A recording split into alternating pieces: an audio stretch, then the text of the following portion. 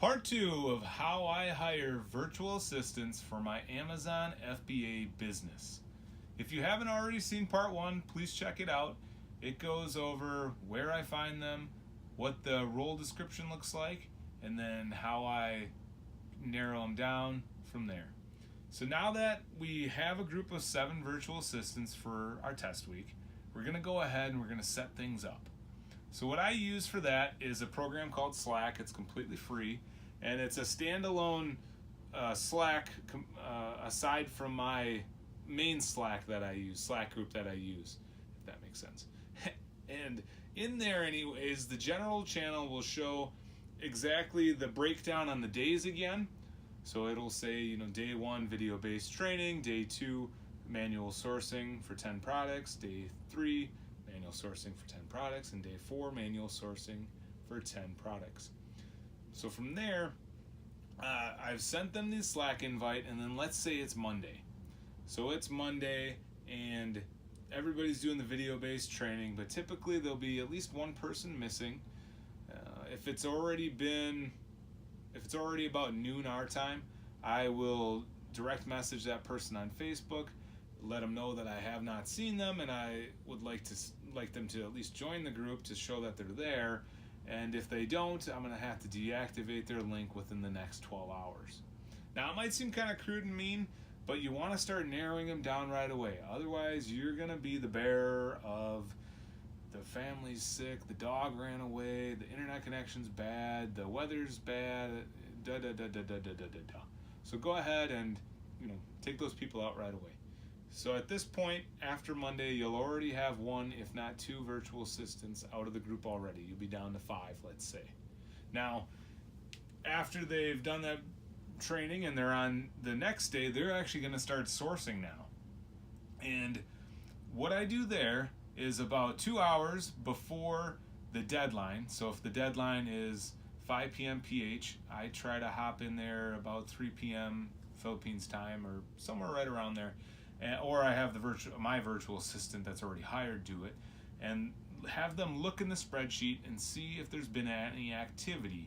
Because it's a Google spreadsheet, it's going to say last edited by so-and-so 4 hours ago or whatever. If there's ones that have no edits and no looking and nothing changed, then I have that person messaged and say that, hey, the deadline's going to be in 2 hours. I want to make sure that you're going to participate, so please make sure you give your results. Deadlines are important to us, and hopefully that kind of gets them back, pulls them back, but it might not. Then when the actual deadline approaches, or when the deadline is actually there, once again the virtual assistant will look in there and see who has results and who doesn't. And for those that don't, definitely make a note. And then another message that says, hey, it's already past the deadline. Are you participating today? If I don't hear from you in about 6 to 8 hours, we will remove you from the test group. Once again, it's all about getting those people down, because you're going to know who's got that drive and who actually wants the job. Just right away you're going to know. And it might just be a matter of maybe that person's just not interested in that. It's not always something bad. I don't want to come off as such. Now with day 1, for the people that actually completed it, they're going to get reviewed and they're going to get feedback on what they did right after that first sourcing event. If they're starting to give you slop already and the spreadsheet is incomplete, it's not all the way filled out, maybe they only gave you 4 results, I would have that discussion with them, and I'd ask them, is this something that you're interested in? I saw that you only produced 4 results.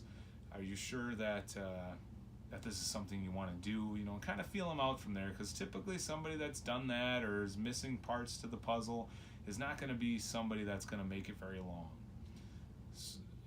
For the ones that have good results, but yet maybe they didn't calculate the FBA cost because they used the old FBA calculation and not the new February one. Give them that feedback and let them know that, so that when you get to those later days and and you can see that they have improved, that they understand what you're saying, that they're tuning into that. And basically that's how the process goes. Every day you're gonna eliminate people for whatever reason that might be, and it's kind of all on them, because this is a results driven process and deadlines are important, written direction is important, knowing how to use a spreadsheet is important. So through that you will narrow it down. After the first day of sourcing you might have 4 VAs left. After that second day of sourcing you might be down to 3, and then on that final day you're probably going to be at 1, but you might be at 2. So there, it's kind of up to you. A lot of times I'll hold another test week for those 2 and do it all over again, but no training day that time. There won't be any video-based training. It'll just be 3 days, and then it'll just be the sourcing each day to determine kind of who's the best or who I want to bring on. Maybe you need 2 of them and you hire them both. Whatever works for you essentially. But with this whole process that we've talked about, it really helps you know through results that this person is going to produce and be a good contributing member to your team, so that you have all stars on your team. Because it all goes back to that whole drive thing, that whole passion thing, motivation. If I was the manager of some pizza place or whatever, I wouldn't be very motivated. If it was some e-commerce business, Shopify website, whatever, I'd be super motivated. So everybody has a passion, has a desire, has a drive, but you have to uncover it. It's not something that can be learned or acquired or what have you. It's just they either have it or they don't. So when you are looking to hire a virtual assistant on your team, consider using this process.